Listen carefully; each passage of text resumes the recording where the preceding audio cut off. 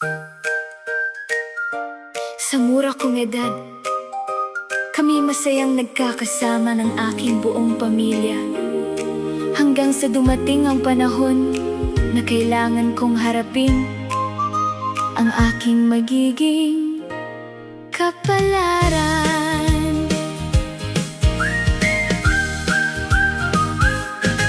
Sa edad na 16, ako ay lumisan. Ipinasok na kasambahay sa among mayaman. Sa dating ahmo ng aking tatay, sila ay hindi iba sa amin. Kaya't ako'y nabigyan nila ng magandang patnubay. Dugo at pawis ang aking naging puhunan. Binigyan nila ako ng pagkakataong lumaban. High school ay tinapos sa kanilang tulong, upang ang aking buhay ay maipagpatuloy. Ngayong pumanaw na ang matatandang amo, sa anak naman nila ngayon ako'y nagtatrabaho. Inaalagaan sila ng may tapat na kalinga.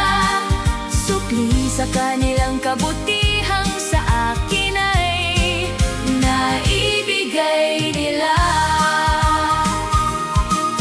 Dumating ang panahon ay may pag-ibig na tapat. Kasintahan ko'y nariyan, pagmamahal ay sapat. Mula noon hanggang ngayon ay kami pa rin, aming pangako. Bawat isa ay mamahalin. Ngayong pumanaw na ang matatandang amo, sa anak naman nila ngayon ako'y nagtatrabaho.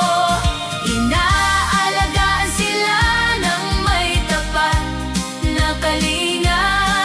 Sukli sa kanilang kabutihang sa akin ay naibigay nila. May dalawang oras ding bigay ang aming mga amo, upang kaming mga kasambahay ay maglibang ng husto.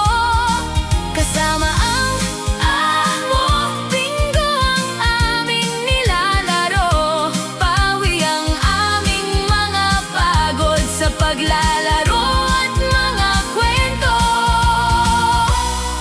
Ngayong wala na ang aking matatanda, isang kahilingan nila ay nasa akin pa ring gunita, na ang aking mga kapatid ay mapag-aral ko naman. Isang pangakong hanggang sa ngayon ay aking pinaninindigan. Ngayong pumanaw na ang matatandang amo, sa anak naman nila ngayon ako'y nagtatrabaho. Inaalagaan sila ng may tapat na kalinga.